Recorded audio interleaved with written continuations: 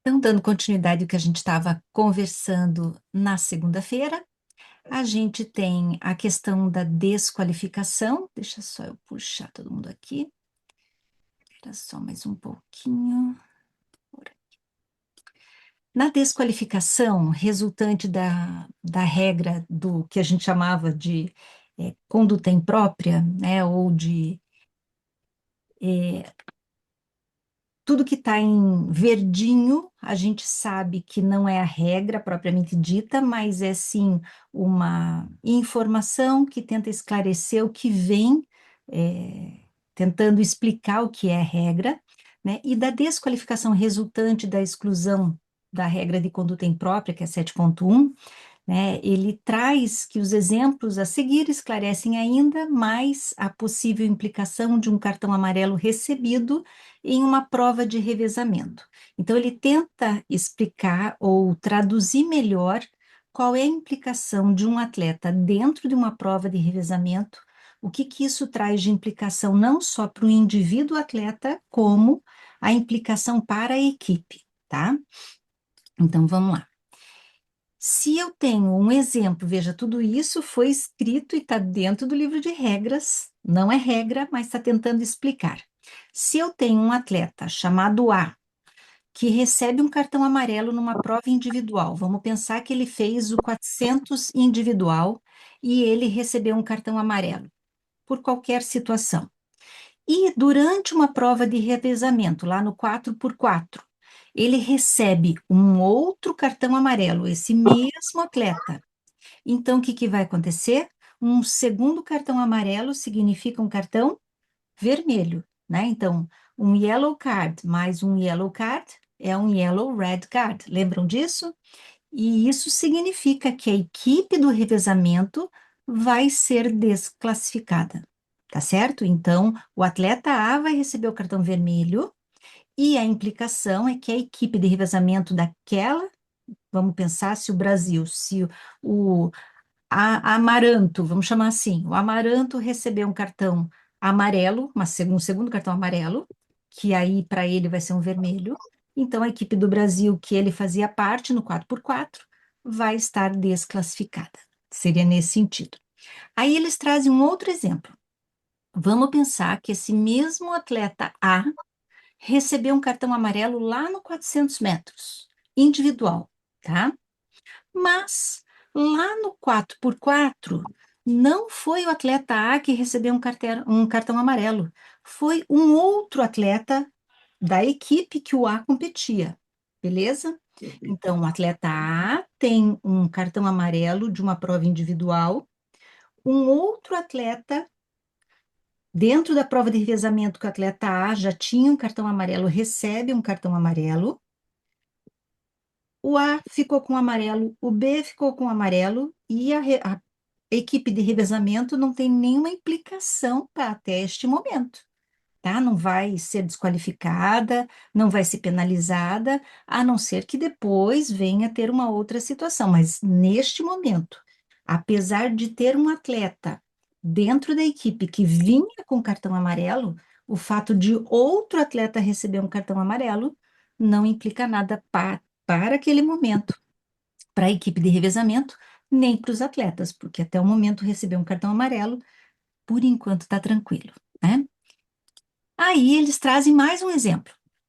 Vamos pensar que aquele atleta A veio do... Só um pouquinho. O atleta A, ele veio do 400 metros com um cartão amarelo. O atleta B recebeu um cartão amarelo na prova de revezamento. E um atleta C recebe um cartão amarelo na mesma prova de revezamento. Então, o que que vai acontecer? O atleta, a equipe de revezamento vai receber um cartão vermelho, porque são dois cartões amarelos para a equipe, ou seja, um yellow card mais um segundo yellow card, que é o yellow red card, desclassifica ou desqualifica a equipe de revezamento. Mas os três atletas, se eles tiverem outra prova individual, eles continuam podendo competir nas provas individuais, tá? Então é isso que tenta explicar todas essas partezinhas que estão em verde incluídas aí na regra, tá bom? Se alguém tiver alguma dúvida, avisa. Ups, peraí, vamos ver aqui. Em relação ao bloco de partida, essa é uma situação que ficou bem claro quando aconteceu uma situação. Vamos ver se a gente tem a foto, fica mais fácil para esclarecer, que a regra já dizia isso, não mudou nada na regra. Eles só tentaram incluir alguma coisa depois que essa situação aconteceu, mas a regra já dizia que nenhuma parte do bloco poderia ficar sobre a linha de partida, porque a linha de partida já faz parte do percurso que o atleta tem que correr, por isso que o atleta não pode pôr a mão sobre a linha, nem o bloco de partida, tá? Nenhuma parte do bloco, ou seja, isso que vocês estão vendo está ilegal, não deveria estar acontecendo. Então, o que que aconteceu aqui na questão da regra, tá? Deixa só eu voltar. Eles colocaram que, para que fique claro a exigência que nenhuma parte do bloco de partida ultrapasse a linha de partida. E, mesmo com isso, eles ainda fizeram uma nova colocação. Deixa só eu colocar o pessoal no mudo aqui. Era só um pouquinho, que ainda tem gente falando. Pronto. Eles incluíram agora em março, recém agora no finalzinho de março, tudo que está em vermelho, então isso aí é uma inclusão. Então, na parte verde que já existia, que é aquilo que a gente acabou de ler, que, para que fique claro, a exigência que nenhuma parte do bloco de partida ultrapasse a linha de partida, a inclusão aconteceu em novembro. Agora, em março, eles ainda inseriram, inclui tanto a estrutura quanto as placas de apoio dos pés, tá? Então, nada disso pode ficar na linha de partida ou à frente dela. E essa parte que está em roxo, ela estava numa outra parte da regra e eles puxaram para ficar junto aqui da 15.1, que somente a estrutura, mas nenhuma parte do apoio dos pés pode se estender para a pista externa, desde que não haja obstrução.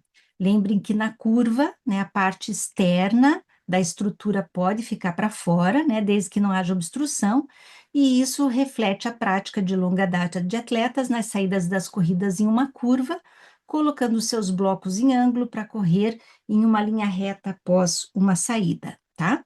Então, isso aqui só foi uma mudança de posição, saiu de uma parte da regra e veio para outra, tá certo? Parará. Aí a gente tem na 1653 que trata da saída, né, que fala da parte de largada, que essa parte que está taxado foi só o que foi retirado, mas o que está em vermelho foi inserido. Então, após o comando as suas marcas ou prontos, se um atleta perturbar um outro atleta ou perturbar os outros atletas na corrida através de um som, de um movimento ou de qualquer outra forma, independentemente de isso resultar em que tais atletas cometam ou de outra forma o que seria uma saída falsa, o árbitro de partida deve interromper a saída, tá? Então, por que que eles colocaram essa inserção na regra? Porque às vezes um atleta ele perturbava, ele fazia um pequeno movimento, isso não resultava numa saída falsa e o árbitro de partida não abortava a largada, dava o tiro, os atletas seguiam, e depois que acabava a corrida, um atleta vinha e entrava com algum protesto. Ah, porque o árbitro de partida não abortou, porque eu fui prejudicado, né? Então, se recomenda fortemente que, mesmo que não haja uma saída falsa, se houver alguma situação que está perturbando a largada, que se suspenda, que se aborte a largada, para tudo, suspenda, né? Hoje a gente já tem uma voz de comando que é levantem-se, né? No inglês, eles pedem que fale stand up, e no português a gente utiliza muito última forma, né? Mas o linguajar é levantem-se, né? O oficial.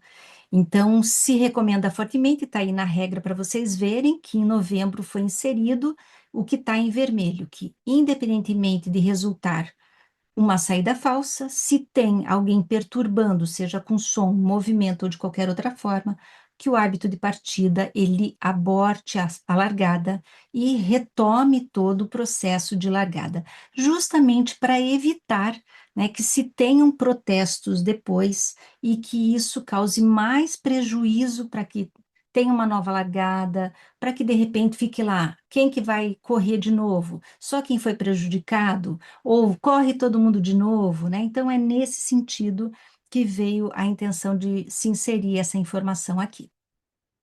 E aqui, o que está em vermelho, como a gente sempre fala, é inserção nova, né? Então, no caso de se ter uma violação aí, de, por exemplo, levantar a mão sem um sentido, né? Então, lá está na posição de largada, um atleta levanta a mão sem justificativa, né? Ou o árbitro pede para fazer prontos, né? Dá uma nova voz de comando e ele não se mexe no bloco, fica lá na posição de as suas marcas e não adota a posição prontos, por exemplo. Então, se o árbitro geral de partida entender que isso foi uma conduta imprópria, ele pode sim advertir o atleta.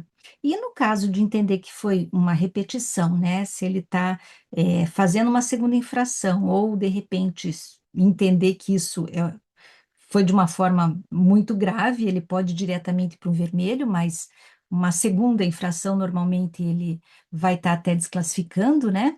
Mas se o árbitro geral mostrar um cartão amarelo por conduta imprópria, lembrem que cartão amarelo de conduta imprópria, quem mostra é o árbitro geral. E se tem um árbitro geral de partida, é o árbitro geral de partida que mostra, tá? Então não se mostra o cartão verde. Mostrou cartão amarelo, não tem que mostrar cartão verde. Tá aqui, ó, eles incluíram essa informação na regra, tá?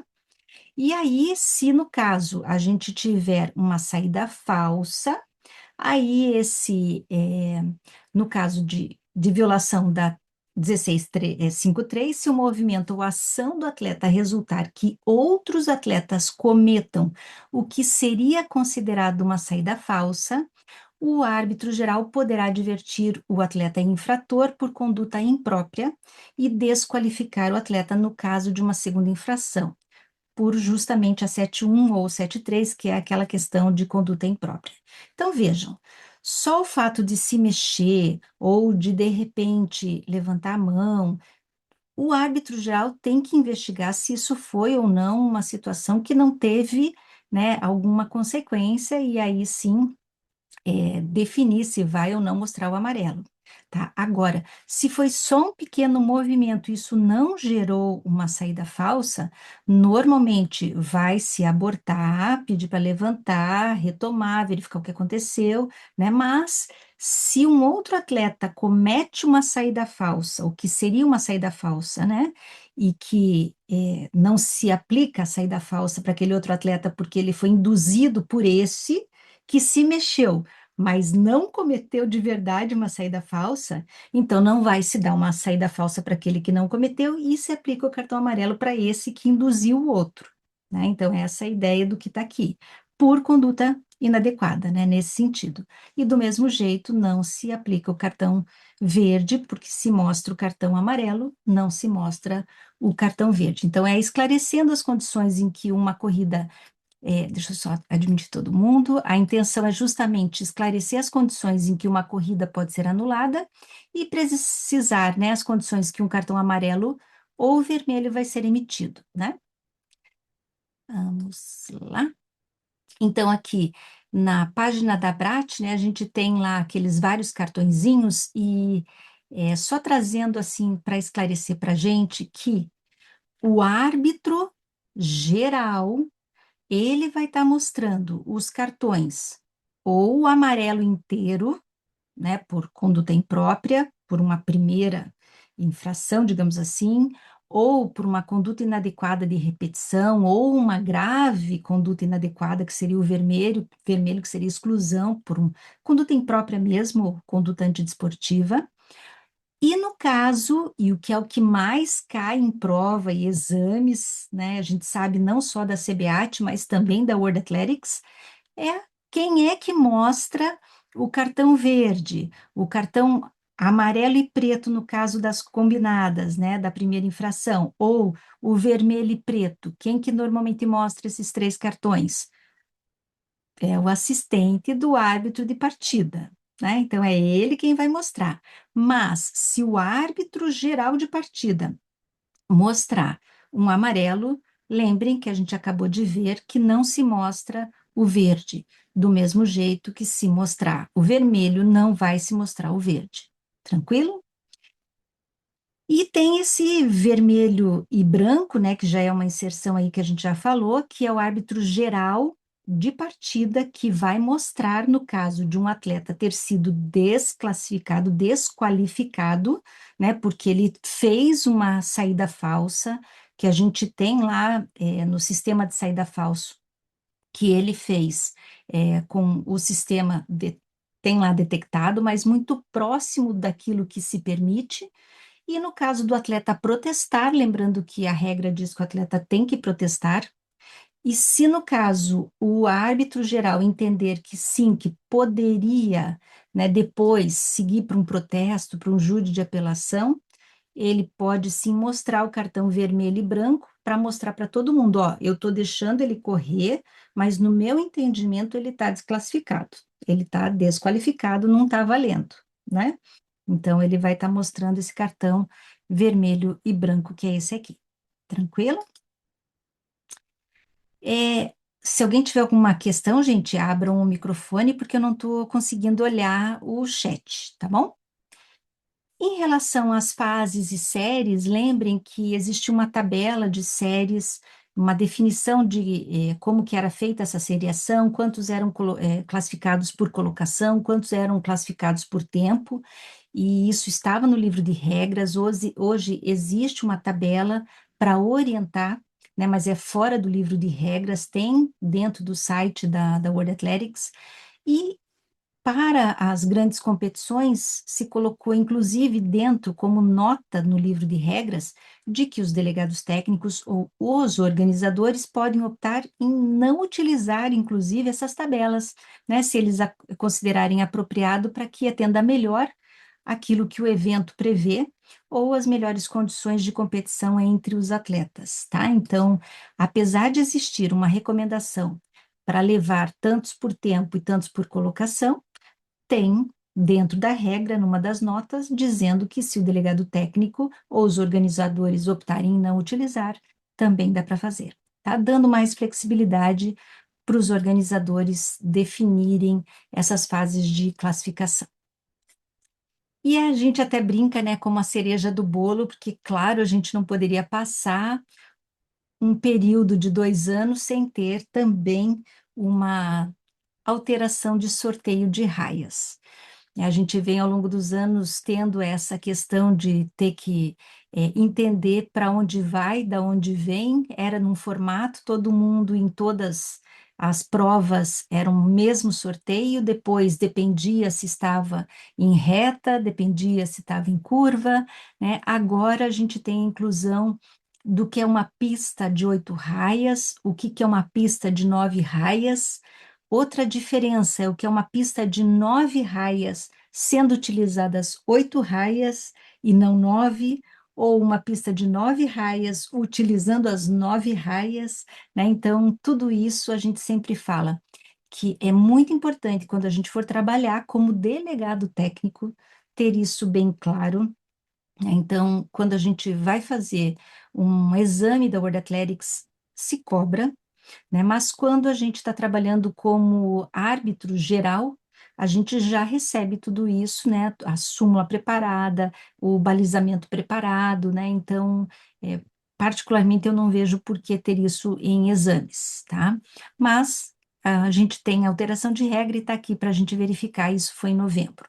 Tá? As corridas em retas. Então, vamos pensar numa reta que são 100 metros com ou sem barreiras e os 110, tá? Ou 60 rasos, 60 com barreiras, né? Ou 50, ou o que for que seja em retas. Os 4 atletas, vamos pensar o primeiro sorteio, né? Um dos sorteios para os 4 atletas ou equipes melhores colocados, a gente vai determinar nas raias centrais. Se eu estou falando de uma pista de 8 raias. Então, a gente vai olhar raias 3, 4, 5 e 6. O próximo sorteio vai ser nas raias que estão nas laterais das 3, 4, 5 e 6, que será a 2 e a 7. E o próximo sorteio vão ser os outros 2 atletas ou equipes últimos colocados, que seriam na raia 1 e na raia 8. Então, veja, primeiro as centrais, depois a gente usa as 2 laterais e, por último, as laterais dessas 2. Tá certo? Então, isso é para especificar esse sorteio em pistas com 8 ou 9 raias, mas utilizando essas 8 centrais, tá? Deixa eu só buscar todo mundo. Aí nós temos, para corridas de 200 e 300 metros, vamos pensar que 200 e 300 metros nós temos uma curva, tá certo? Em pista com 8 raias. E aqui a gente traz essa questão justamente pela inclusão da prova de 300 metros com barreiras, né, e a especificação da distribuição de posições para as pistas com 8 e 9 raias, tá? Então, por isso essa inclusão aí. Lembrem daquela brincadeira que a gente sempre faz, que há um tempo existia um atleta que tinha uma verdadeira paixão pela raia 7. Então, a raia 7 é a raia principal, é a raia mais disputada de todas. E ele quer, quando a gente está falando de curvas, correr na raia 7. Então, ela vai ser a nossa brincadeira aí, seja com uma curva ou 2 curvas.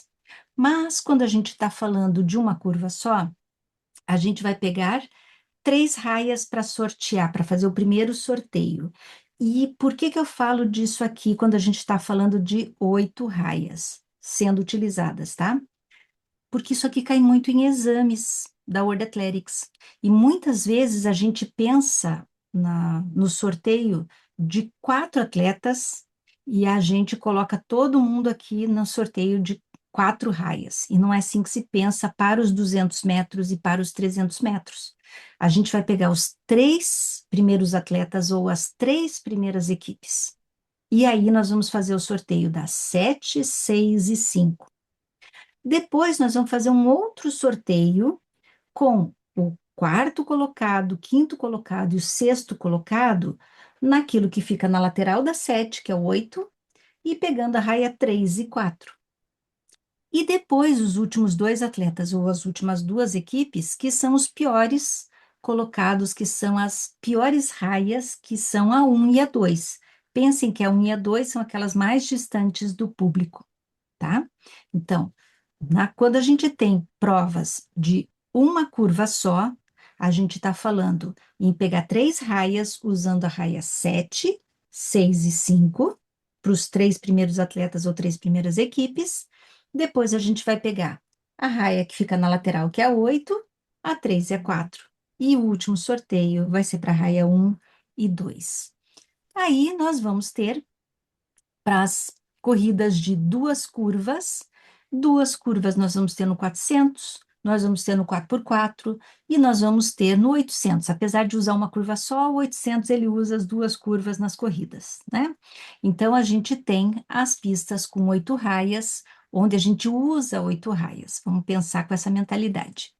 Então, o primeiro sorteio a gente vai fazer para 4 atletas ou 4 equipes. E qual que é a raia mais gostosa? A raia com o melhor raio, a raia mais disputada é a 7. Então, se são 4 atletas, são 4 equipes, eu vou distribuir o sorteio desses 4 primeiros atletas ou 4 primeiras equipes entre a 7, 6, 5 e 4. O próximo sorteio vai ser nas laterais dela, que seria a 8 e a 3. E por último, o sorteio vai ser com os 2 piores atletas ou piores equipes colocadas aí nessa fase, na 1 e na 2. Tranquilo? Então, essa é o formato de pensamento para quando a gente está fazendo o sorteio. E aí, como que a gente vai especificar o sorteio em pistas com 9 raias? E tudo que está em vermelho é aquilo que foi incluído lá em novembro. Para corridas em retas, em pista com 9 raias. Então, a gente vai ter um sorteio. Veja, nós estamos falando em corrida em retas. Só que a gente vai estar utilizando quantas raias na corrida em reta? 9 raias. Não estamos falando de 8 raias, porque a gente pode ter 9 raias e usar somente 8, certo? Que é o que normalmente se faz nas pistas durante os mundiais, durante as Olimpíadas. Mas aqui está se falando da distribuição dos atletas quando a gente está utilizando desde a raia 1 até a raia 9. Tranquilo? Então, se eu tenho uma reta, ao invés de eu distribuir os 4 atletas no meio, ele vai distribuir 3 atletas no meio e aí ele vai distribuindo aos pares nas laterais. Lembrem que agora eu não tenho número par, eu tenho número ímpar. Então, se eu tenho aquela situação de que, por um acaso do destino, teve um protesto, ou um atleta que foi levado lá pelo júri de apelação para a final direto, ou o árbitro levou, né, o árbitro, só um pouquinho, gente, o árbitro, ele qualificou direto para a final um atleta por alguma situação, e a gente vai levar com 9 raias, a gente vai fazer, por exemplo, esse sorteio de raias, né? Então, é uma possibilidade de estar fazendo esse enquadramento. Então, sorteamos 4, 5 e 6. Aí nós vamos fazer nas laterais 3 e 7. A próxima lateral vai ser 2 e 8. E o último sorteio vai ser 1 e 9. Tranquilo? E aí, na sequência, a gente pode olhar aqui, né? As centrais são 4, 5 e 6. As laterais são 7 e 3. As laterais são 8 e 2. E, por último, a 1 e a 9, quando a gente está falando em reta. Na sequência, com uma curva, que são as provas de 200 e 300, a gente tem uma pista utilizando as 9 raias. A gente, ao invés de sortear somente 3 raias, a gente vai sortear 4. A 7 está envolvida, lembrem disso. Mas aí a gente coloca a 8 no sorteio. E aí a gente vai colocar a 7, a 8, a 6 e a 5. E aí a gente vai, o próximo sorteio vai ser a 9, a 3 e a 4. E por último, a 1 e a 2, que ficam lá dentro, bem longe do público. E aí, na sequência, a gente tem as provas que utilizam as duas curvas da pista.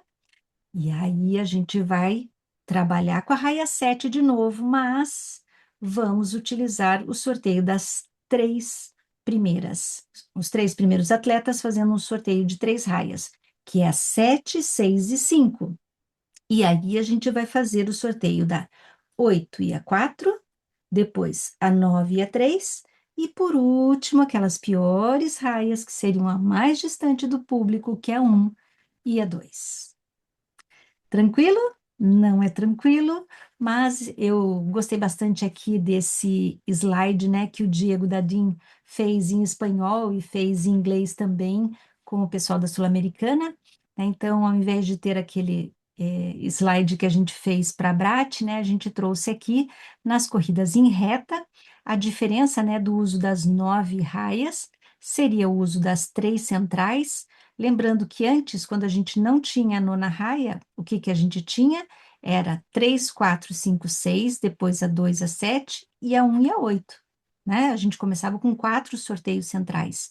E agora que eu estou usando até a 9, eu vou sortear as 3 centrais, depois as 2 laterais das 3 centrais, depois as 2 laterais e depois as últimas laterais. Quando eu tenho duas curvas, a gente vai estar utilizando a 7, que a gente nunca esquece da 7, que está sempre no primeiro sorteio, né? Quando eu uso 8 raias, quando eu só tenho 8 raias, a gente vai fazer o sorteio somente de 3, depois a gente continua, mas aqui, quando eu estou usando 9 raias, a gente vai sortear 4, então eu puxo para 8. Depois a gente vai fazer a 9, 4 e a 3, e por último a 1 e a 2. E quando a gente vai usar as duas curvas, a gente vai fazer a 7, está lá, ó, não esqueçam. Então, a 7, 6 e 5, depois a gente pega a 4 e a 8, a 3 e a 9 e, por último, a 1 e a 2. Por isso que eu falo para vocês, isso aqui ou se usa para prova decorando, ou para quem trabalha sempre como delegado técnico, fazendo isso sempre, e aí acaba entendendo e fazendo sempre, né? Ficar mais fácil, senão não teria muita lógica da gente ter isso caindo em prova, tá? É, esse aqui é só explicando tudo isso que a gente colocou, né? Quando tem mais raias disponíveis do que o número de atletas competindo, né? Então, seja devido ao número de inscritos ou conforme estabelecido pelo regulamento técnico, né? Então, os delegados técnicos, ou se não há, os próprios organizadores podem decidir quais raias vão ser usadas para esse fim e aplicar o sistema e os princípios acima, né? Quando necessário, tá bom? E então fica mais tranquilo de estar utilizando assim. Se, por exemplo, a gente tem 9 raias, mas a gente quer utilizar somente 6, então pode estar fazendo a distribuição usando mais ou menos essa sequência. O que dá para fazer também, e é o que é muito utilizado, vamos voltar aqui, muitas vezes a gente tem 9 raias e a gente verifica que se usa da 2 até a 9, tá? Então, a gente acaba fazendo a distribuição de 8 raias, mas puxando tudo como se a raia 2 fosse a 1, a 3 fosse a 2, a 4 fosse a 3 e assim por diante, como se a 9 fosse a 8, tá? Então, é isso que normalmente a gente acaba utilizando nos campeonatos. Corrida de revezamento. Corrida de revezamento, gente, eles colocaram isso daqui para tentar explicar, assim como no salto em altura, de que existe uma medida, eu não sei se vocês vão conseguir olhar, mas imaginem que a gente tem, né, aqueles um tamanho, deixa eu ver se vocês estão vendo aqui, mas é um tamanho de uma fita que ela tem uma largura de 5 centímetros por 40 centímetros de largura, tá? Que é o que pode ser dado para o atleta no máximo, e o atleta só pode colocar nas corridas de revezamento quando está dentro da regra que ele pode usar, né? É, uma marca. Ele não pode, por exemplo, separar em dois e colocar em dois lugares diferentes. Agora, se ele faz, por exemplo, uma estrelinha com essa fita, eu não sei se vocês estão conseguindo ver uma estrelinha, tá? Mas se ele faz um triângulo com isso, se ele faz uma, sei lá, um quadradinho, é uma marca só. Então, a gente pode considerar uma marca só, e isso não é um problema, isso vai estar de acordo com a regra. O que ele não pode é colocar em locais diferentes, tá? Então, se a gente entregou para ele essa fita adesiva no tamanho máximo e ele transformou isso em vários pedacinhos e pôs tudo junto, tá? E não está indo para outra, não está atrapalhando ninguém, não está fora do local onde ele pode colocar, né? Então, isso não vai ser um problema, tá? É, outra alteração que aconteceu foi retirar isso da regra, tá? Então, tudo isso que está taxado aqui foi retirado. Então, vejam, na 24.6, a regra dizia o seguinte: se derrubado, o bastão deve ser recuperado pelo atleta que derrubou o bastão. Ele pode deixar sua raia para recuperar o bastão, desde que ele, ao assim fazê-lo, não encurte a distância a ser percorrida. Aí a regra falava assim: além disso, quando o bastão é derrubado, de maneira que ele se mova para os lados ou para frente na direção da corrida, incluindo após a linha de chegada, o atleta que o derrubou, após recuperá-lo, deve retornar pelo menos ao ponto onde ele estava em sua mão antes de continuar a corrida. Então, desde que estes procedimentos sejam adotados, onde aplicável, e nenhum outro atleta seja impedido enquanto recupera o bastão, a queda do bastão, só por si só, não resultará em desqualificação. E ao cruzar a linha de chegada, o bastão deve ser carregado pelo atleta relevante, tá? Ou seja, quem estava previsto para fechar o revezamento é que tem que estar com o bastão na mão. Se um atleta não cumprir essa regra, sua equipe será desqualificada.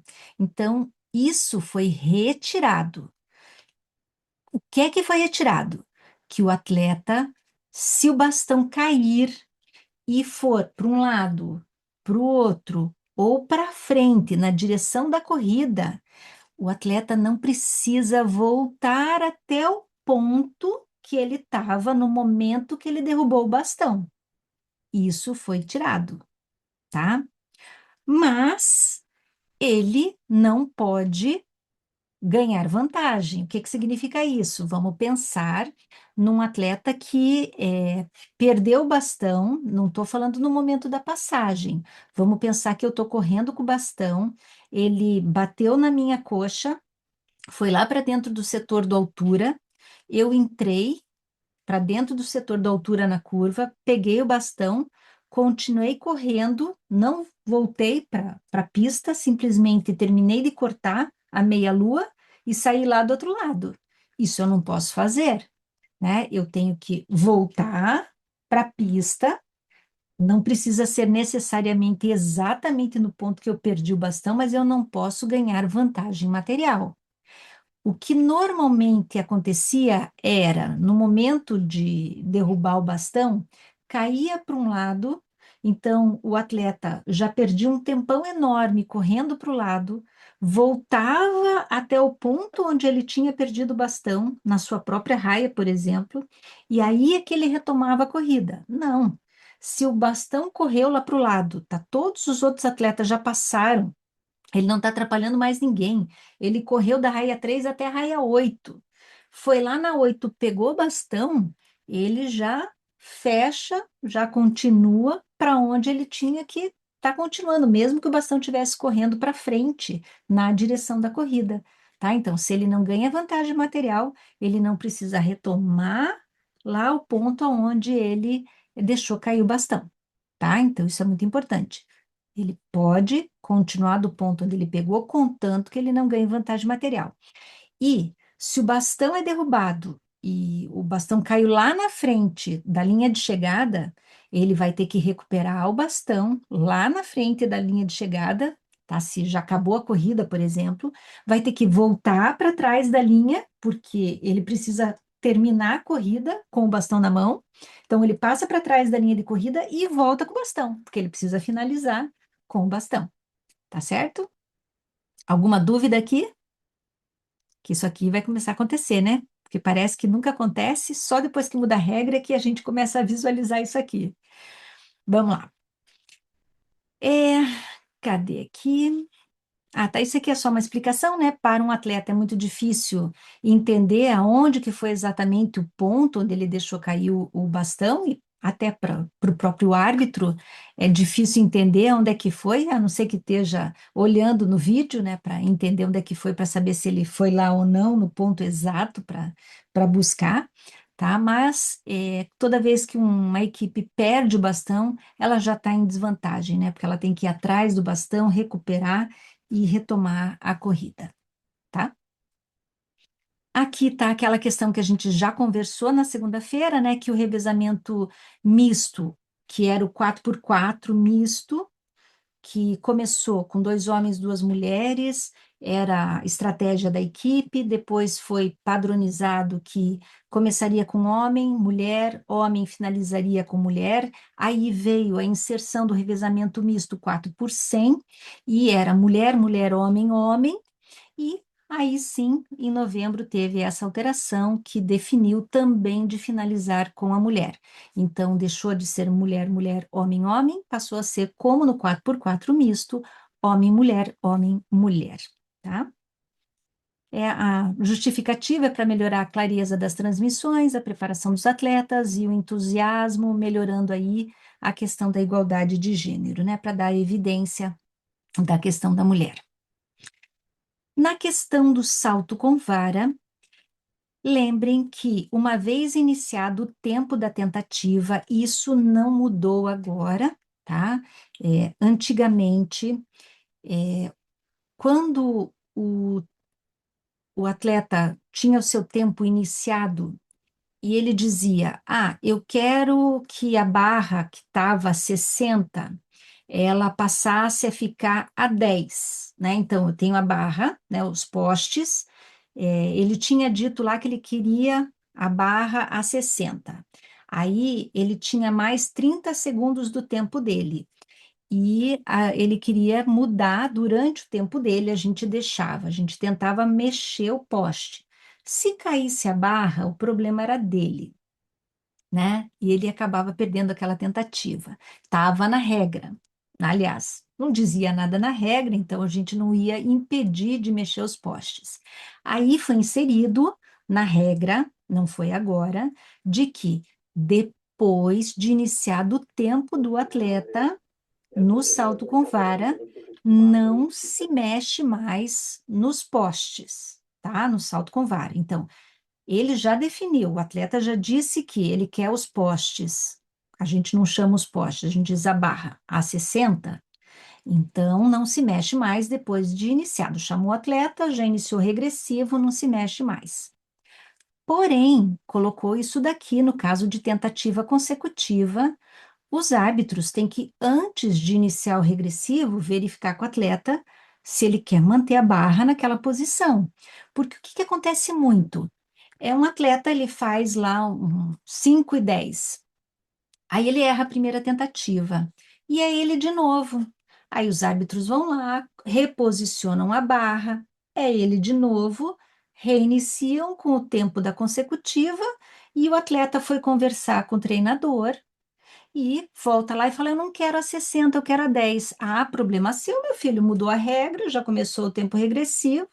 Então, isso aqui veio, lembrem, tudo que está em verde não é regra, mas sim uma informação para tentar orientar, né, o que que significa tudo que está na regra. É uma orientação de como a gente deve agir em relação à regra, tá?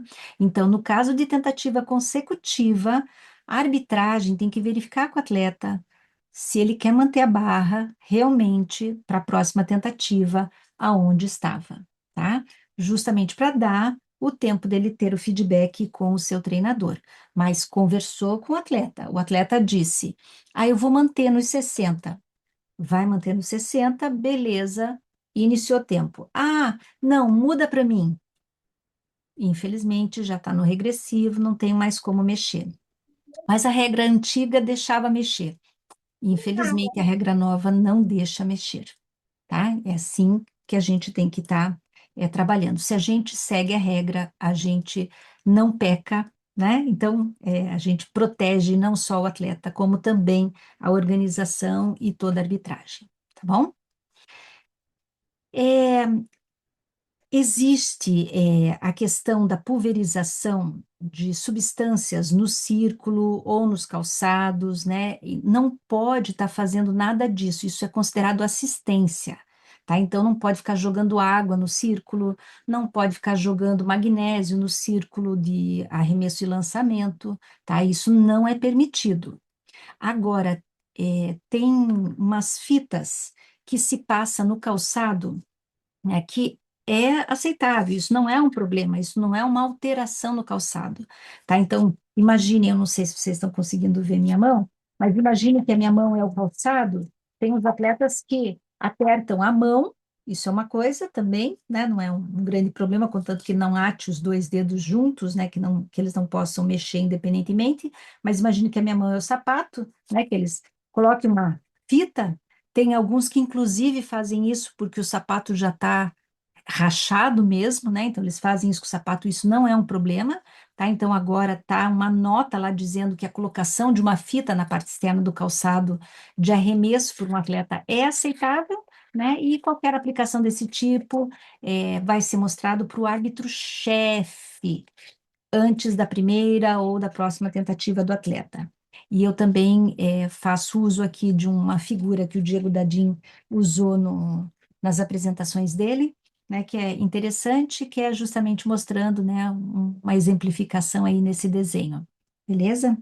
Não que a gente possa usar um tipo de martelo desse, mesmo porque a gente não tem uma gaiola, né? Mas aqui tem um tipo anteparo que está fora do padrão, mas exemplificando aqui a fita. É, outra questão que veio, como a gente fala, tudo na vida tem pelo menos dois lados, né? Um lado de cima, um lado de baixo, frente, trás, o lado bom, o lado ruim. A Covid também deixou legado negativo, legados positivos, né? Um deles foi exatamente essa mudança na regra, porque deixar fluidos corporais humanos no implemento não é interessante para o próximo atleta que vai usar o implemento, certo? Então, não pode, no implemento de arremesso e lançamento, cuspir, fazer xixi, colocar sangue, qualquer fluido humano no implemento. Agora, se um atleta que está acostumado, né, a fazer aquele faz assim e põe lá a mão no implemento, imagina, gente, a maioria dos árbitros desconhece a maioria das mudanças, porque a regra muda de uma forma assim, uma velocidade astronômica, né? Não sei nem como falar. Mas imaginem os atletas, tá? Então, assim, não é chegou e já, tô esperando alguém cuspir para chegar lá com cartão amarelo. Não é essa a ideia. A gente tem que trabalhar sempre com a orientação, tá? Então, nesse caso, vamos chegar, vamos informar, entregar um pano para o atleta, se tem um álcool, vai pedir para o atleta limpar, explicar para ele que não pode, né? De que outros atletas vão estar utilizando esse mesmo implemento, que não é permitido. O que é permitido é usar magnésio, né? Então, ou qualquer outra substância que seja fácil de remover, mas não fluidos corporais humanos. Isso está em regra, tá bom? Então, é essa a ideia. Agora, se o atleta insiste, aí sim é o árbitro geral da prova que vai estar aplicando, né, aí alguma cartão, se for necessário, tá bom? Mas de imediato a gente sempre conversa, tenta fazer de forma educativa, pedir que o atleta limpe o implemento antes de fazer a, a tentativa. Laís, quer falar? Só ilustrando essa situação, teve uma competição que eu chamei atenção, conversei, né, expliquei de um atleta. Aí esse puxou com outro, o outro fez a mesma coisa. Conversei com esse outro atleta. Passou aquela série, outro atleta fez. Aí eu falei: não, para, vocês estão de brincadeira. Eu vou falar a última vez, porque eu já estou explicando, então eu vou falar para todo mundo, que agora parece que vocês estão fazendo uma coisa meio provocativa. Falei: eu não estou com a regra aqui na mão, mas eu vou ler para vocês. Assim que eu achar, a hora que voltar do almoço, eu vou ler para vocês. A próxima é uma advertência. Pararam. Só que na volta, eu estava lá, eles estavam aquecendo, eu fiquei lá esperando, não ia atrapalhar o aquecimento, e eles foram ler na regra. E eles não sabiam da alteração da regra, né? É isso. Até porque muitos competem fora, por aí e tudo, e não estavam cientes. Daí eles falaram: não, então foi mal, achei que era brincadeira. Falei: não era brincadeira, é sério mesmo. Então a gente precisa realmente ter esse cuidado em informar, mesmo que eles levem meio assim, né? Mas Uhum. informar e depois, se for necessário, ó, tá É. na regra aqui, ó, leia aqui comigo, né? É bem isso, porque às vezes, justamente pelo desconhecimento, eles acham que não. E muitas vezes, Laís, eu vou falar para você, é mulher, tem nojinho, não é? E, infelizmente, as pessoas, é cultural. Então, com a questão, a gente não precisa só utilizar a questão da regra, né? Se houver um desrespeito, é por uma outra regra que a gente pode estar fazendo essa fala, tá? Mas o que a gente pode também fazer é, entendo uma situação comum, falou com o outro, para tudo como você fez, chama todo mundo e esclarece. A regra teve alteração, não pode mais, isso é considerado assistência, e tudo que é considerado assistência não é permitido. Na reincidência, será um cartão amarelo. Infelizmente, né? É para proteção de vocês. As pessoas não entendem, né, que é para proteção, né? Mas obrigada aí pela colocação, Laís, é bem isso. Vamos lá. Lançamento do dardo. Onde que o atleta tem que segurar para poder fazer o lançamento? É na empunhadura. E a empunhadura do dardo é de um material de tecido. Não tem como limpar, como é o caso do disco, como é o caso do martelo, como é o caso do peso. Então, não pode passar giz ou substância similar no implemento. Por isso, não é permitido, tá? Então, tá dentro da regra de que é considerado assistência se isso for feito, por isso que não pode, tá? Então, para maior clareza, permite que a colocação de magnésio ou outros que sejam de fácil limpeza somente para o peso e para o disco e também para o martelo, tá? Apesar de estar só nos dois aqui, o martelo também pode. Só um pouquinho, vamos lá. Aí tem aqui no texto em verde, que só clarificando um pouquinho aquilo que está na regra, eles inseriram uma pequena seção do tubo de vinil transparente, que se vocês olharem, a gente tem, eu coloquei aqui ampliado, mas a gente tem essa partezinha enrolada do cabo do martelo, tanto próximo da manopla quanto próximo da cabeça do martelo. O que que acontece com essa parte aqui, ó? É quando o dito do martelo resolve engatar na rede da gaiola.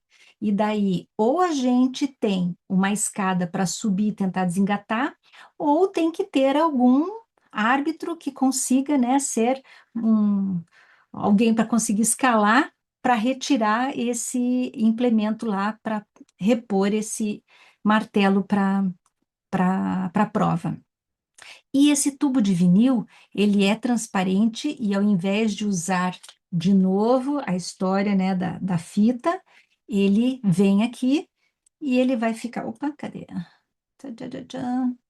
Ele fica nessa região, né, segurando para que não engate mais na malha e não atrase a competição. Então, é por isso que ele foi inserido aqui.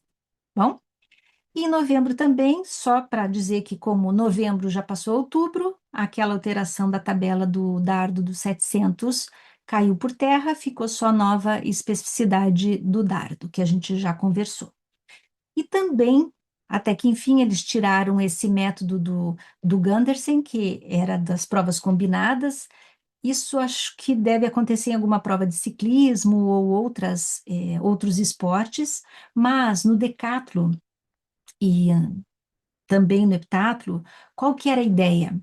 Para que o público entendesse que mesmo aquele que perdesse fosse o campeão, né? Porque como que o cara que perde ganha o decathlon, né? Ficava confuso. A ideia era usar esse método pela pontuação, deixar aquele que tem mais possibilidade de ganhar pela diferença de pontuação sair antes, né? Então ele ganhar a prova, a última prova, em relação aos demais. Só que a gente nunca usou isso, pelo menos não enquanto esse método estava dentro do livro de regras. Então foi retirado, já que nunca foi aplicada aí e renumerada a sequência das regras, tá bom? Aí, quando a gente fala de pistas curtas, lembrem que quando a gente usa esse SH, justamente da short track, né, que antigamente a gente chamava de indoor, que não deixa de ser indoor na maioria delas ainda, mas aquelas de 200 metros indoor e que pode ser outdoor também, tá? Nas provas de 800 metros, né, os atletas podem ser colocados em raias separadas ou até dois atletas podem ser colocados por raias, mas daí em grupos de largada utilizando preferencialmente as raias 1 e 4, tá?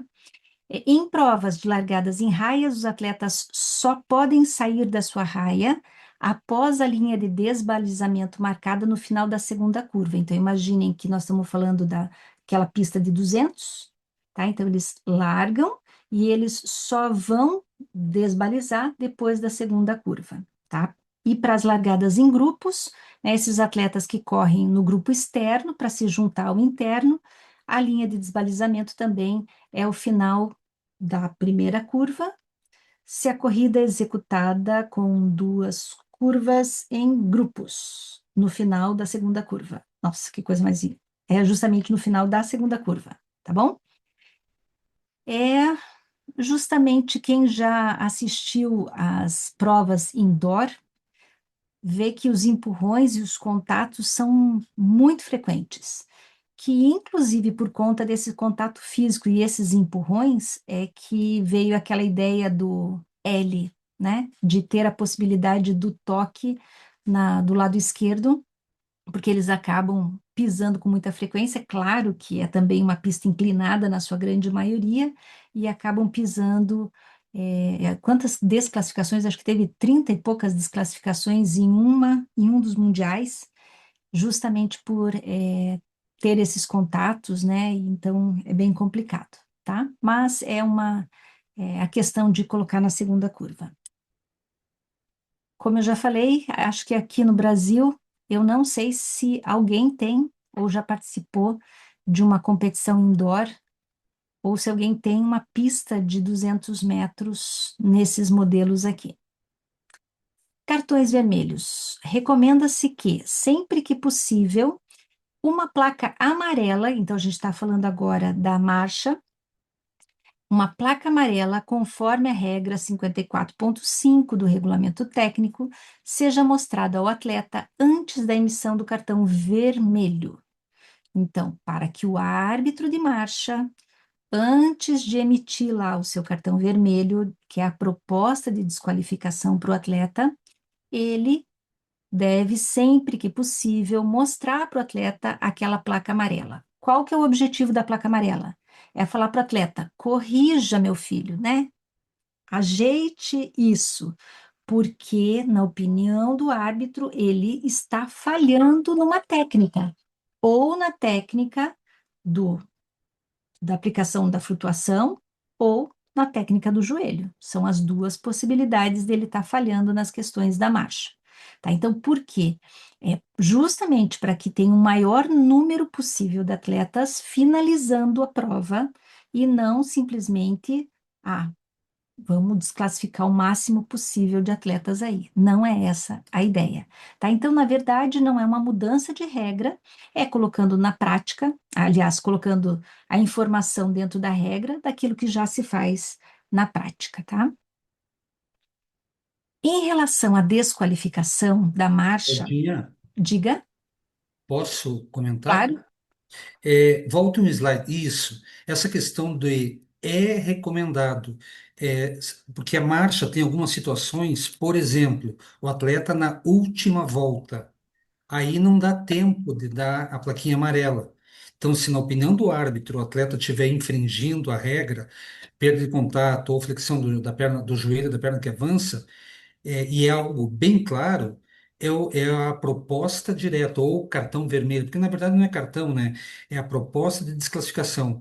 Então, essa questão de recomenda-se a placa amarela, advertência, são na grande maioria dos casos, mas existem alguns casos onde, quando a falta é extremamente clara, ou no caso da última volta, né? Então, daí não se aplica isso e a gente vai para a questão da encaminhar a proposta direto ao secretário ou ao árbitro-chefe. Valeu. obrigada, Boa Nico. noite a todos.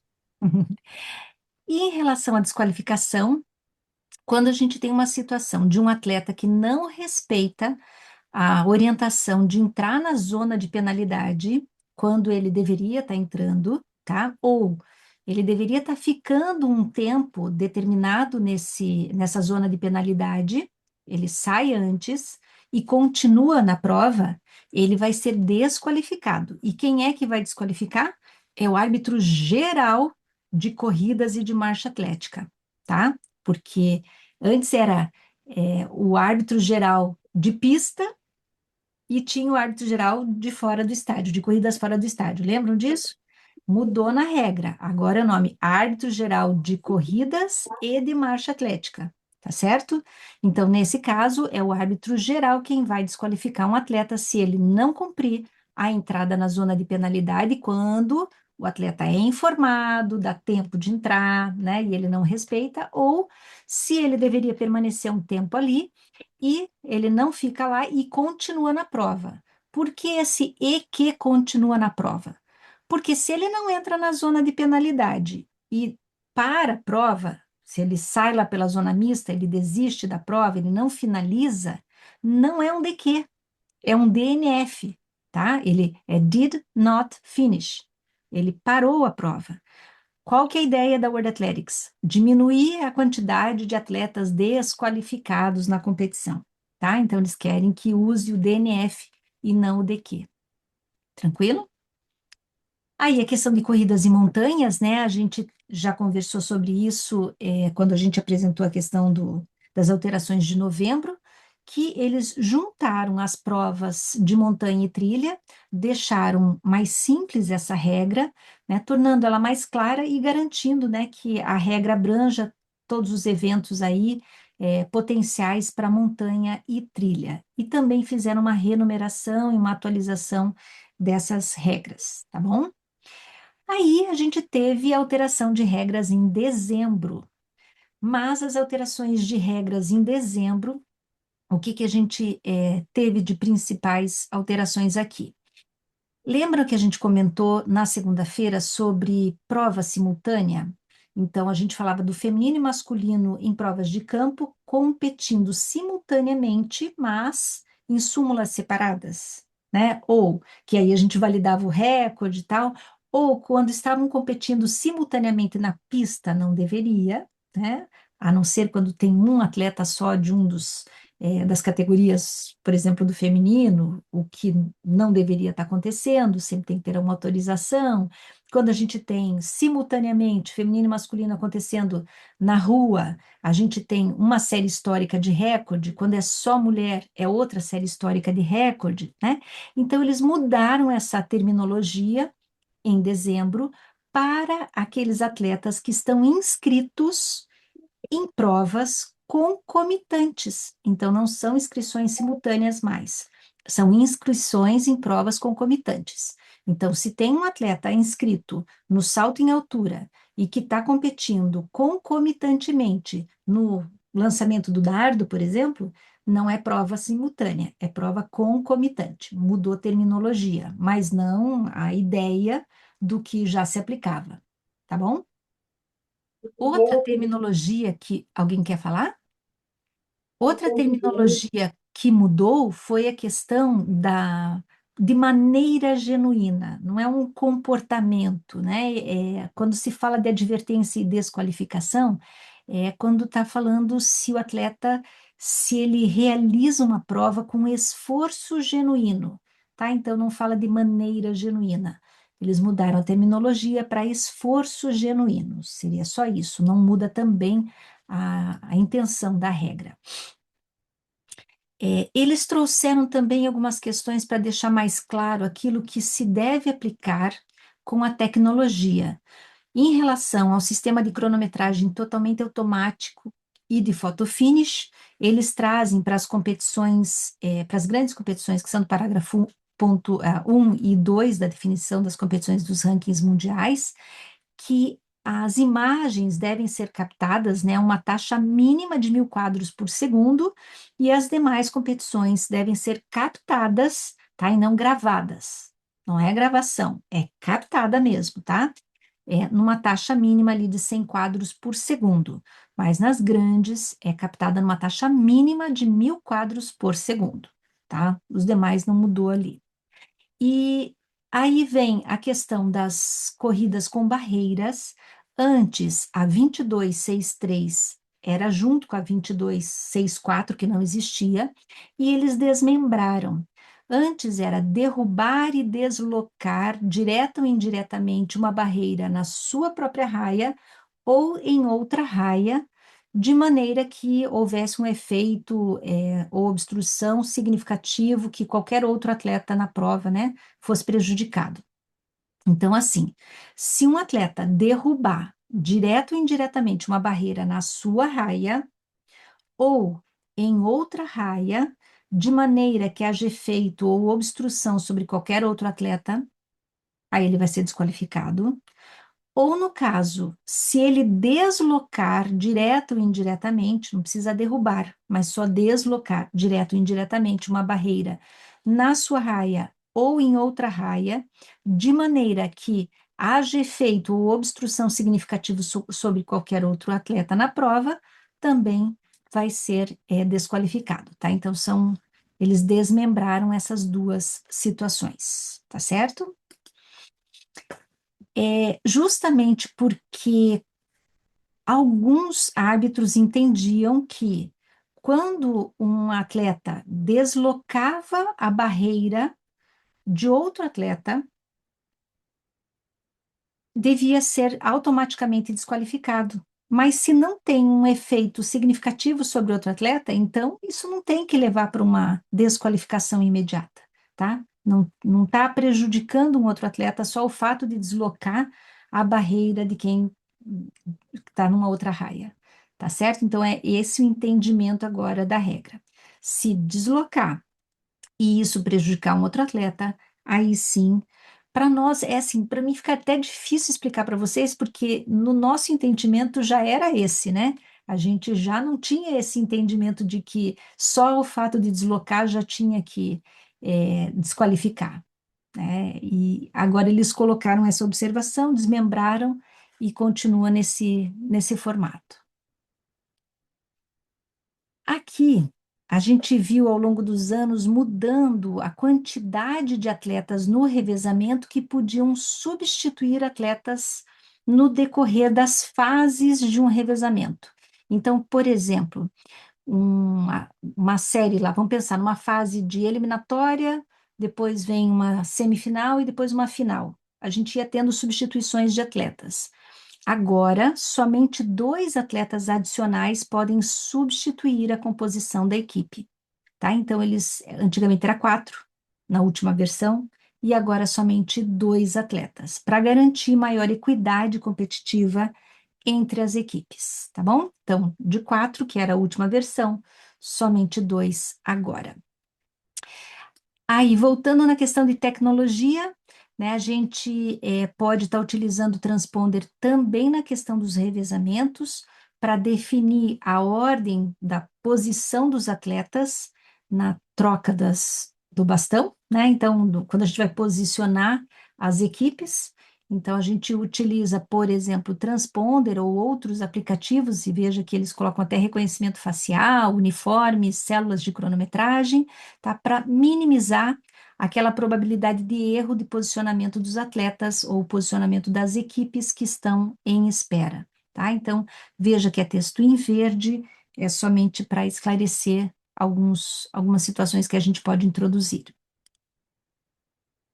Também questão de tecnologia, em relação ao vídeo que a gente utiliza para definir se foi uma falta ou não foi uma falta nas provas de saltos horizontais, tá? Que a resolução mínima tem que ser de 4K, e quem já viu uma câmera de vídeo utilizada para televisão e uma câmera específica para a validação de um salto, onde eles colocam, inclusive, a linha de medição, aquele plano vertical, é muito diferente, tá? Então, eles colocaram agora dentro da regra qual é a resolução mínima para aquelas grandes competições, que são as enquadradas no parágrafo 1A e B, tá bom? Então, é mais uma questão de tecnologia inserida. E outra questão para esclarecer é que da questão de falha, do peso é tranquilo, permanece, do disco, cabeça do martelo ou a cabeça do dardo, ao tocar o solo no seu primeiro contato, se tocar linha de setor ou o solo fora deste, né, vai ser uma falha, e será também uma falha se o peso, o disco, a cabeça do martelo, e aí é qualquer parte do dardo, e não a cabeça do dardo, tá? Certo? Na cabeça metálica, não. É só, aliás, é qualquer parte do dardo. Após o arremesso ou lançamento, mas antes de entrar em contato com o solo, tocar qualquer outro objeto, exceto a gaiola, né, fora da linha do setor, tá? Então, porque aqui está tudo junto e misturado, né? Porque o disco e o martelo utilizam a gaiola, o peso e o dardo não, mas eles colocam tudo no mesmo parágrafo aqui. Só que antes falava ali da cabeça do dardo, mas é qualquer parte do dardo, tá bom? Vai ser considerado uma falha se tocar outro objeto fora da linha do setor. Só um pouquinho. Marcação da curva, essas questões aqui são das pistas curtas. Antigamente podia estar utilizando bandeirola, vejam que as bandeirolas eram de 0,25 a 0,20, né, com aquele ângulo de 60 graus, então o risco de tropeçar em cima dessas bandeirolas era grande, então só permite agora, pela regra, o uso dos cones de 10 a 15 centímetros na marcação de curva e na divisão da própria raia, quando se usam grupos, né, saídas em grupos, condução de corridas, de revezamentos, vamos ver o que eles colocam aqui. Em relação à condução das corridas, justamente pelas raias serem potencialmente mais estreitas, lembre que pode ser de 90 centímetros até 1,20 m naquelas pistas curtas, né? Nas provas de revezamentos, que tem mais colisão, obstrução não intencional. Então, para evitar qualquer interferência entre os membros de equipes, o que é que normalmente a gente faz é colocar os atletas na posição final, depois que a última equipe tem ultrapassado a linha de chegada, é que a gente leva os atletas para a posição, tá? Então, isso na troca dos revezamentos. Essa é a mudança que teve por aqui. Distância oficial da marcha, né, a principal na pista curta é 3.000 e 5.000 que já tinha, na pista oval padrão de 400 eu acho um crime fazer 50.000 e maratona, mas antigamente se permitia fazer 20.000, agora é meia maratona, os 5.000 e o 10.000, então já se mantém, e o percurso em rua é o 10 km, meia maratona, maratona, e a maratona está substituindo o 35, né? E os 50 km permanece, tá? Então, essas são as distâncias oficiais da marcha. Em relação aos cartões vermelhos, quando um árbitro observa um atleta cometendo falta, segundo a regra da marcha, né? 54.2, por exibição visível da perda de contato com o solo ou dobra do joelho durante qualquer parte da prova, um árbitro então enviará um cartão vermelho ao árbitro-chefe e agora diz o que é que ele tem que escrever lá. O número do árbitro, porque os árbitros são numerados, tá? Então ele tem que escrever o seu número, identificar o número de peito do atleta, a infração, o horário em que o cartão vermelho foi emitido, tá? Então todos esses critérios aí tem que estar constando para quando ele envia as informações para o árbitro-chefe ou para o secretário. E aqui a zona de penalidade, né, como mudaram algumas medidas, tem todas esses tempos para serem cumpridos. Lembrando que 5.000 ou 5 km são 30 segundos, é 1 minuto para cada 10.000, então 1 minuto para o 10.000 ou 10 km, 2 minutos para meia maratona, 3 minutos para 30.000, 30 km, 4 minutos para a maratona, e 5 minutos para 50.000 ou 50 km. Tranquilo? Ainda no percurso de rua, lembrando que antes não podia ser inferior a 1 km e não superior a 2. Porém, agora se recomenda que não seja inferior a 1. Se houver necessidade, né, ou se justificar a utilização de um circuito com menos de 1 km, tem que ser aprovado pelo delegado técnico. Então, se abre essa possibilidade do circuito de rua ser menor do que 1 km. Tranquilo? E em relação à questão das corridas de trilha, né, é importante ter informações detalhadas sobre características técnicas da corrida, incluindo distância total, altimetria acumulada, descida acumulada, né, as descrições das principais dificuldades do percurso, localização das estações de apoio, especificando se essas estações elas são assistidas ou não assistidas, quais são os suprimentos disponíveis, ou seja, trouxe algumas informações mais detalhadas ali como critérios mínimos a terem de informações, tá? Então, para trilha e montanha. E eu peço até desculpa para vocês, né? Porque a gente acabou incluindo as informações de dezembro e de março aí, que não estavam sendo esperadas essas de março. Mas as de março que são recentes, no caso de um resultado apresentado aí nas regras de competições, né, em relação à data de nascimento do atleta ter sido previamente confirmada. Na regra falava diretor executivo, a gente entendia que era o diretor executivo da World Athletics, mas para deixar mais claro, eles inseriram a informação que é o diretor executivo da World Athletics. Então é só deixando claro diretor executivo da onde. Aí, na regra técnica 3.2, falando da questão de um atleta ser elegível para competir em relação à faixa etária, ele coloca em relação à questão do uso do passaporte válido, né, conforme permitido sobre quais são como a comprovação da idade vai ser utilizada para dentro de uma competição. Ele inclui, né, ou de acordo com quaisquer requisitos específicos que o conselho possa estabelecer periodicamente para comprovar uma elegibilidade de um atleta para competir por um membro em uma competição. Membro, eles falam que é um país membro, né, ou uma federação membro em uma competição por faixa etária. Tá? Um atleta que não apresente ou se recuse a fornecer tal prova de idade, em conformidade com as regras de elegibilidade, não poderá competir. Talvez porque, pelas questões de guerra, né, a gente não sabe, às vezes tem a dificuldade de apresentar um passaporte, para deixar mais aberto do conselho definir quais são os documentos que um atleta possa sim apresentar para comprovar a sua idade, né, ou para poder participar em uma competição.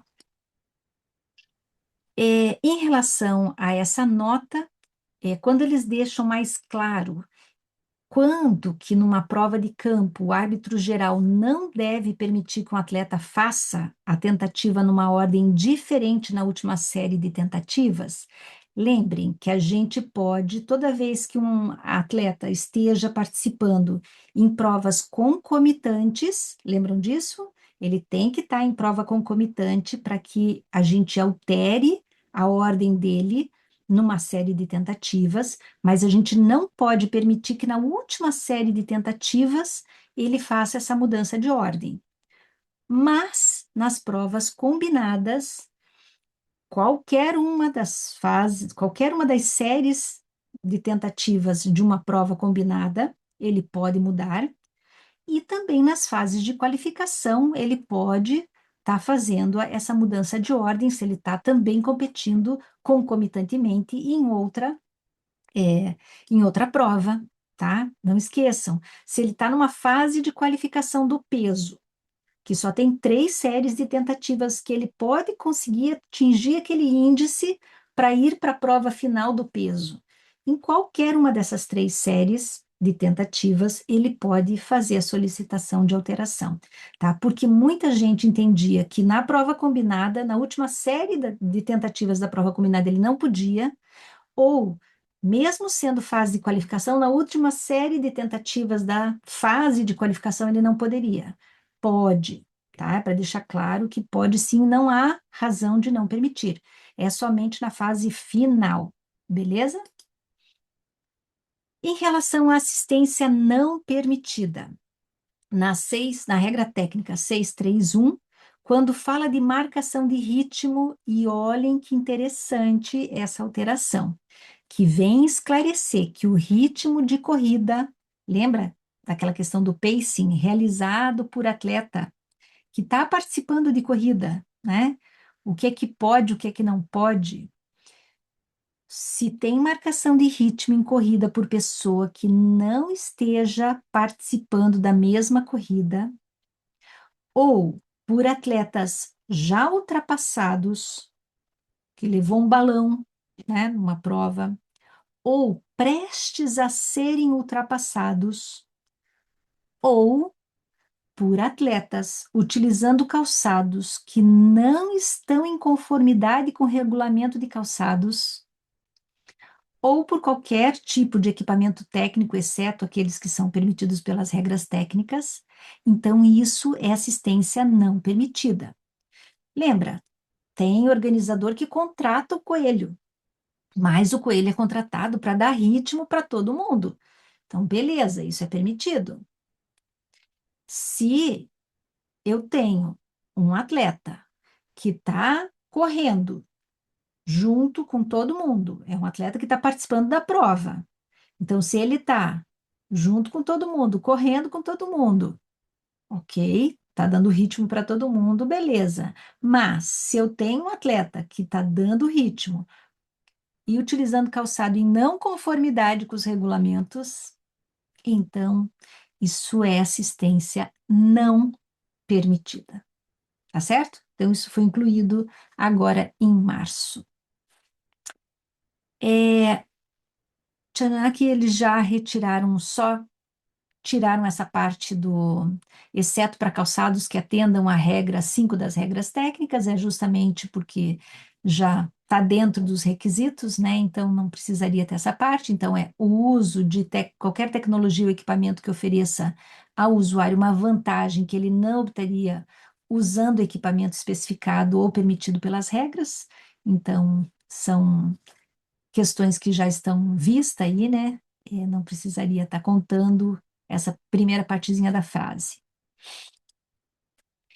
Em relação a regra do texto em verde, a gente já olhou, é aquela da estrutura do bloco, que a gente já puxou essa informação quando apareceu aquela figurinha do bloco passando à frente da linha de largada. Aqui é só contando a historinha que saiu da 15.4, a parte do texto em verde foi recortada daqui e foi levada para aquela regra, né, do bloco, então a gente já falou sobre ela. Sorteio das raias, a gente também já falou do sorteio das raias, mas só falando que essa mudança aqui, na mudança das regras em março, ela só deixa mais clara a escrita, né, de que para pistas com 8 ou 9 raias, daí ele tira lá as 3 sorteios, ele fala, o sorteio das raias será então realizado de acordo com as regras X, Y, Z, dando o nominho das regras, né? Respectivamente, tá?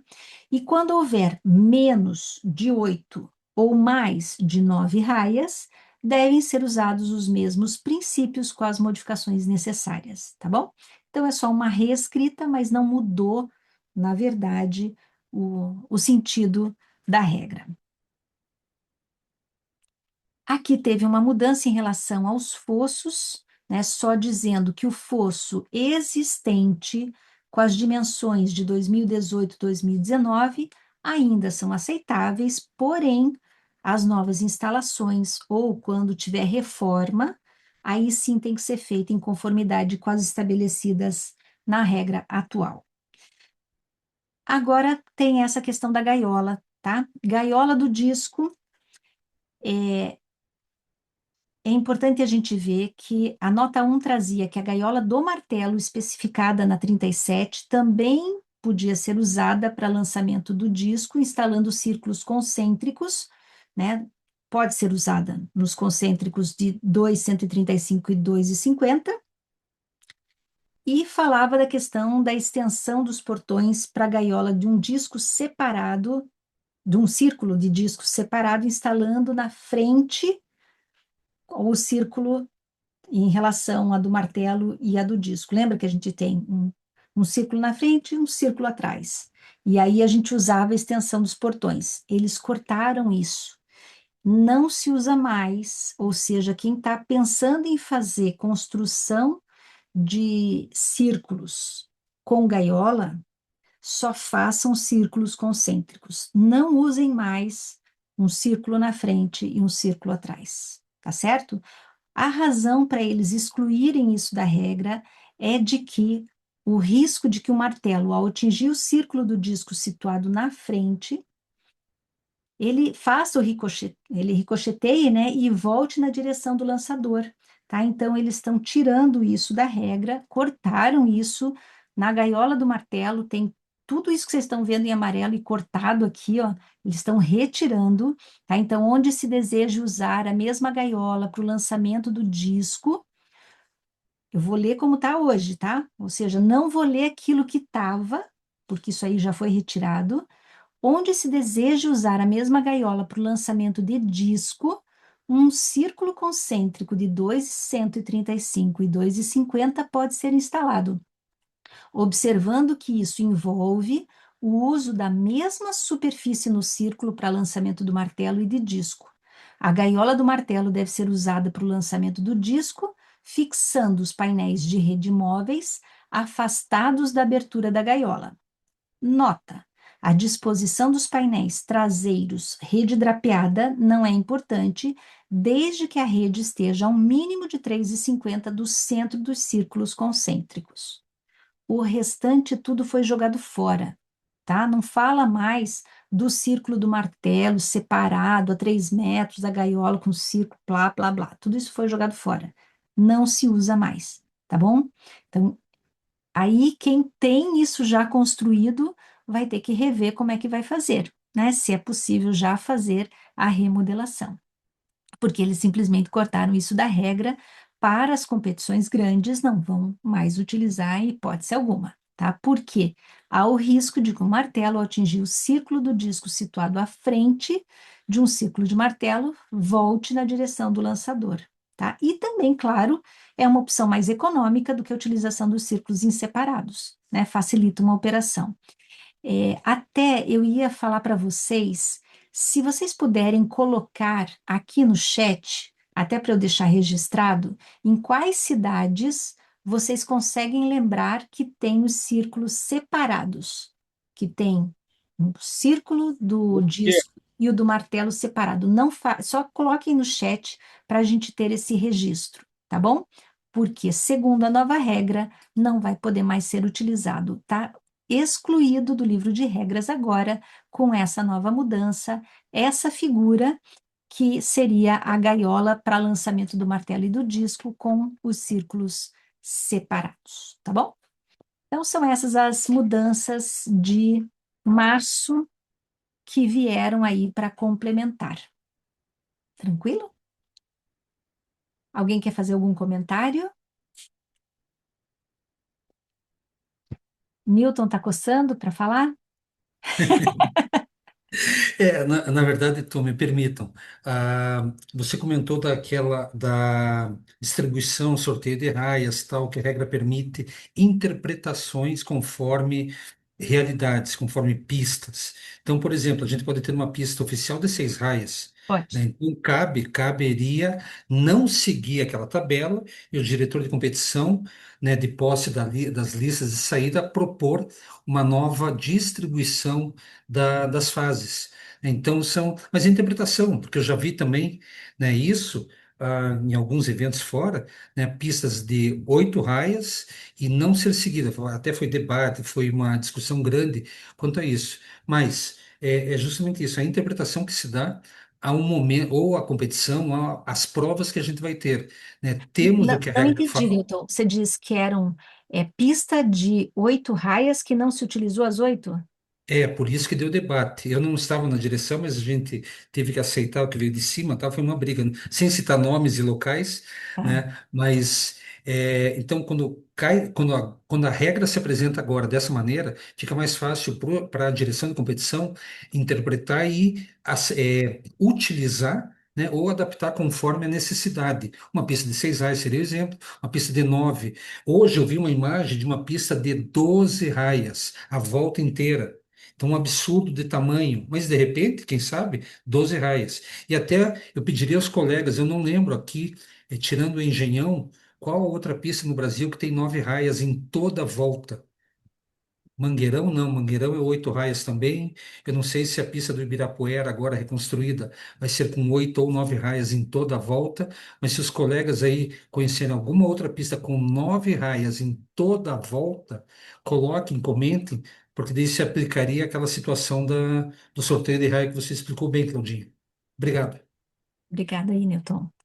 É complicado também. Às vezes tem outras situações que são mais complicadas ainda, que você tem uma pista de 9 raias, mas só pode usar três, porque as outras estão sem condição.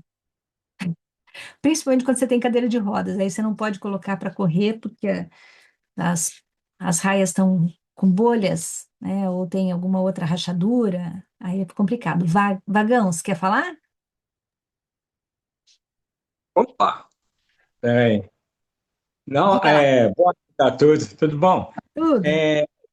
Aqui em Minas, nós vamos fazer uma manutenção na gaiola aqui, né? Destruir o setor, foi até bom passar essa regra aí. Não sei se a Eusinete, nós temos que bater o papo lá, acho que ela está nessa mudança dessa regra, e colocar um círculo só, aqui era 2 círculos. Aí o que que é o problema? O gaiola antiga, e o setor do martelo foi destruindo, né? Que é o primeiro, né? Aham, Eu falo assim, o primeiro assim, que está lá mais dentro, né? E o do aham. disco é sempre do lado de fora, né? Aí fazia o giro do martelo no do disco, aí ia lá na raia 1 e tal. Agora vai ter uma gaiola nova lá. Aí Ai, que espero bom. que seja desse, até falar com a NET lá para essa regra aí. Fala, ou qualquer coisa avisa que a gente encaminha para ela. Mas assim, além de ser mais econômico, né, que é um Isso. ponto positivo, mas se estão colocando isso na regra, é porque deve ter acontecido algum acidente, Ó, muito. Aqui nós estamos rezando aqui, nó. tá? Porque lembra quando começou a acontecer algumas situações de alguém fazer estrelinha para fazer arremesso do peso? A gente fala, meu Deus, quem é que faz isso? Daí não parou de aparecer imagens, né? Então, É. se aconteceu isso, para eles tirarem da regra, gente, ia acontecer alguma situação, né? A Ok. gente vai fazer o convite, ainda não consegui conversar com o Salcedo, mas a gente vai fazer a conversa com ele para ele trazer essas informações para a gente, Ok, obrigado. tá bom? Obrigado a vocês. Gente, então era isso que eu tinha para trazer para vocês. A ideia da Sul-Americana era fazer um apanhado geral das últimas mudanças de regras, né? Trazendo aí o convite não só para a arbitragem, mas também para os treinadores, também para os atletas, né? Para que todo mundo tivesse alinhado. Isso é muito importante, né? Justamente porque as mudanças de regras estão acontecendo numa velocidade que a gente às vezes não consegue acompanhar. E a gente está falando, inclusive, de quem está sempre acompanhando, né? Quem está sempre entrando no, na parte das regras técnicas.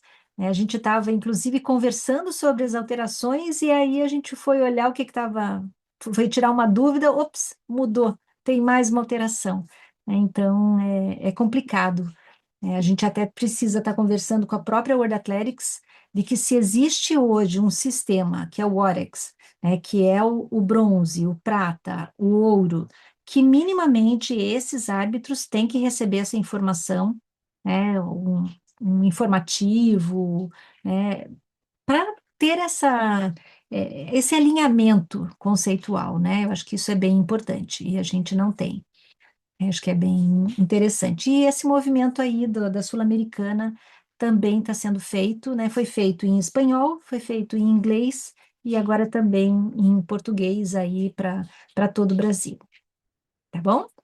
E quem ainda não faz parte da ABRAT e que é árbitro, né? Porque a ABRAT tem no seu estatuto que tem que ser árbitro, da CBAT, né, para ser associado.